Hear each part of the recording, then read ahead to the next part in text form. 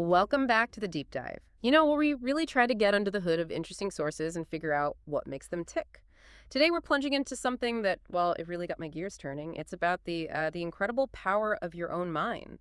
We're working from some excerpts titled "The Mad Pursuit of Manifestation," and what immediately grabbed me was this pretty bold claim that our minds don't just, react to reality, but they can actively transform it. So, our mission today, let's unpack how the human mind might shape the reality we desire. And also, maybe more intriguingly, what this whole mad pursuit thing is actually about. It sounds like a journey into, well, ambition, belief, and definitely action. It really is a journey, and maybe one that bumps up against how we usually think about reaching our goals.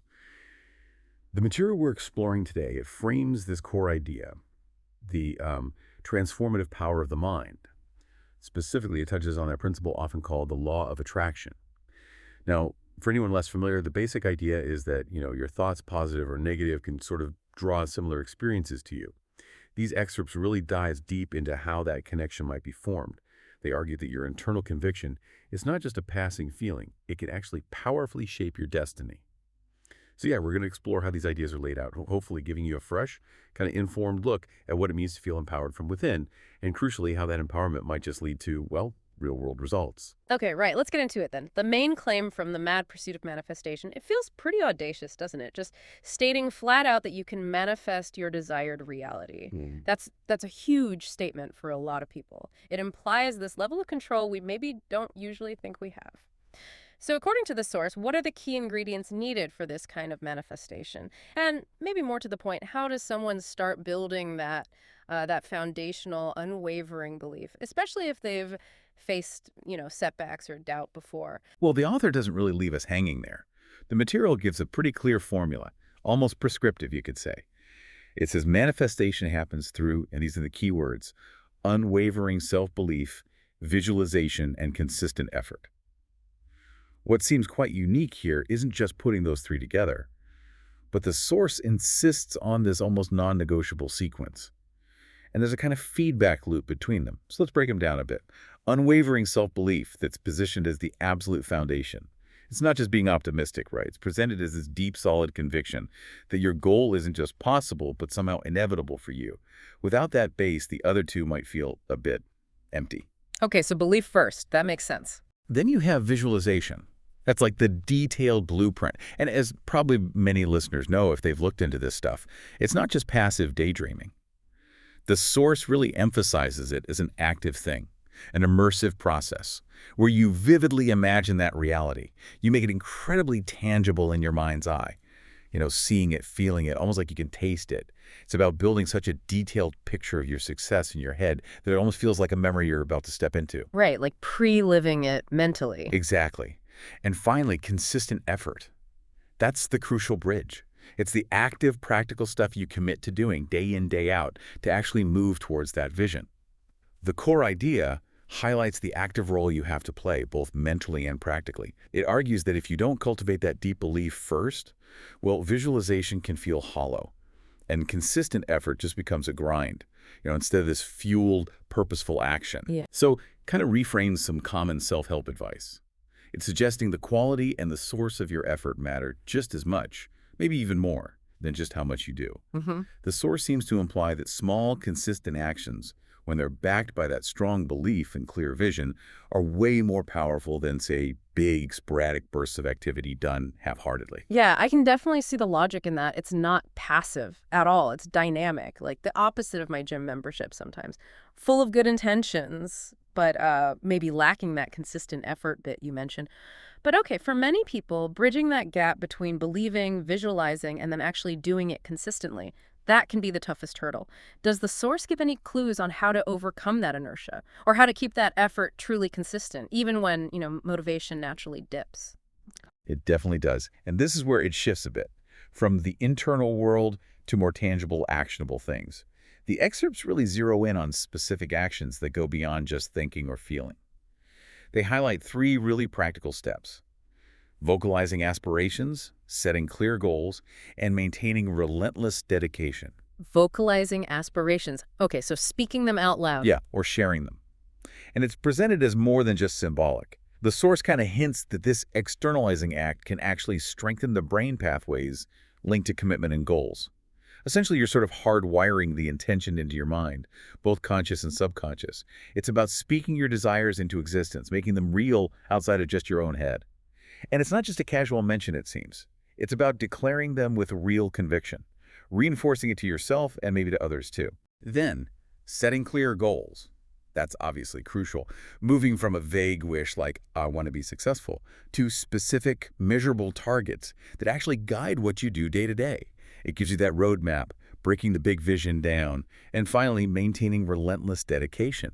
This ties it all together. It ensures the effort isn't just consistent, but also unwavering, even when you hit roadblocks. Which brings up a really important question, actually. How is this relentless dedication really different from just, typical goal setting or plain old hard work? The source definitely implies a level of commitment that goes, well, significantly beyond the norm. That's a great distinction. Relentless dedication definitely sounds like it's pushing past the usual limits of just sticking with something. So how does the material actually define that relentless part? Especially when, common sense often tells us to maybe reconsider or pivot if things get really tough. That's a key point. The source suggests relentless dedication isn't just perseverance. It's about a specific kind of commitment. Typical goal setting involves effort, sure. But when you face big setbacks or things just aren't working for a long time, a lot of people naturally pivot or reevaluate, maybe even give up, often citing, being realistic or it wasn't meant to be. Right, the rational approach. Exactly. But the relentless aspect, as the author seems to describe it, suggests this almost unshakable resolve, a refusal to accept anything less than the goal. It's powered by that unwavering self-belief we started with. It creates this strong feedback loop. Belief fuels the dedication, and the dedication reinforces the belief. It's a commitment that keeps going even when logic might tell you to quit. Which really connects to that mad pursuit idea we're about to get into. This isn't just about working hard for a while. It's about making the pursuit itself almost part of your identity, your core values. Pushing through those moments of doubt or exhaustion where maybe others would stop. So it's less about just doing the work and more about holding on to an internal conviction so tightly that it basically outlasts external reason or conventional wisdom when the going gets tough. Okay, that adds a whole new layer. Makes the commitment feel less like just an action and more like a state of being almost. And this leads us right into what I found the most provocative part of the source and where that title, The Mad Pursuit of Manifestation, really starts to click. The excerpts talk about dismissing excuses and embracing discomfort as pathways to success. Now, that challenges a lot of how we normally think, right? We usually seek comfort, try to avoid pain or difficulty. So how does this uncomfortable commitment, this mad mindset, fit into the whole manifestation process? It almost sounds counterintuitive. It absolutely challenges conventional wisdom. And that's exactly where the mad part really lands. Yeah. The material shares these personal anecdotes of achieving seemingly impossible feats. Things like overcoming serious illness or launching some groundbreaking business against all odds. And it directly attributes these successes to what it calls a mad or even obsessive commitment to their visions. Now, this isn't just about working hard. It's described as a level of dedication so intense, so all-consuming, that, yeah, to an outsider, it might look obsessive. Okay, exactly. But the deeper insight seems to be that this madness isn't about being irrational. It's more like a highly strategic blindness. It's like a deliberate choice to filter out doubt, both your own internal nagging doubts and the external naysayers. It means pushing way past the comfort zones most of us tend to stay within. Think about being stuck in traffic when you absolutely have to get somewhere important. A conventional reaction might be frustration, maybe blaming the traffic. The mad mindset, as it's painted here, would instantly shift to problem solving, calling ahead, finding another route, whatever it takes. It dismisses the excuse of traffic as just an obstacle to get around, not a reason to fail. So seeing obstacles differently. Exactly. It means actively, maybe even seeking out discomfort, because you understand that's where growth happens, and absolutely, ruthlessly, dismissing any excuses that pop up, seeing them as direct threats to achieving the vision. This points to a dedication beyond normal perseverance because it's fueled by that internal conviction we keep coming back to, an internal conviction that actively overrides external doubts and challenges. Oh. It's this almost fierce determination where your internal belief system is just so strong, it doesn't even entertain external negativity or that natural human urge to avoid hard things. It's about turning roadblocks into fuel for even deeper commitment, making that commitment fundamental to who you are. Wow, that is a powerful reframe of discomfort. Not something to run from, but essential fuel. And that idea of an obsessive commitment overriding external doubts, it really drives home the mad part of this pursuit. But does the source touch on the potential, mental toll or offer ways to stay balanced with that level of intensity? It feels like it could be a bit of a double-edged sword. That's a really fair and important point. The material seems to address it, maybe implicitly. While it definitely champions this intensity, the underlying message seems to be that this madness is sustainable precisely because it comes from that deep self-belief and a clear connection to purpose. It's not presented as just grinding yourself down with sheer willpower. It's more about aligning your whole being, beliefs, vision, actions, with what you truly aspire to. The energy supposedly comes from that inner alignment, from the conviction itself, rather than relying only on external motivation like praise or immediate results. Ah, okay. So the fuel is internal. Right. And that internal alignment, according to the source, is what can prevent burnout. Because the effort feels less like a heavy burden and more like an authentic expression of who you are and what you're becoming. It suggests that when your self-perception really lines up with your desired outcome, that mad pursuit might actually feel more like a state of flow than a constant struggle. That's a fascinating distinction. Intensity sustained by alignment, not just brute force. Yeah. Okay. So if we take all these pretty demanding elements together, the unwavering belief, the vivid visualization, consistent effort, vocalizing goals, that relentless dedication, embracing discomfort, dismissing excuses, and we factor in this idea of internal alignment. How does the source ultimately wrap all this up? What's the final powerful message well, about ourselves? What's the big takeaway? It really culminates in a profoundly impactful statement that ties it all together. It essentially states that true greatness stems from an internal conviction that overrides external doubts and challenges. Oh, And maybe most critically, it says that one's perception of self is the ultimate determinant of their destiny. That's really the capstone of the whole philosophy presented in these excerpts. It means all those steps we discussed, the belief, the visualization, the effort, speaking it out loud, the relentless dedication, embracing the hard stuff they are. In a way, expressions of this deeper internal conviction you build about yourself. so it all comes back to how you see yourself. Exactly. Your inner world, how you fundamentally perceive yourself, what you truly believe you're capable of, what you think you deserve, that's what fundamentally shapes your outer reality, your destiny. The bigger picture here is that the power lies entirely within you, not really in your circumstances or what other people think, or even just raw talent.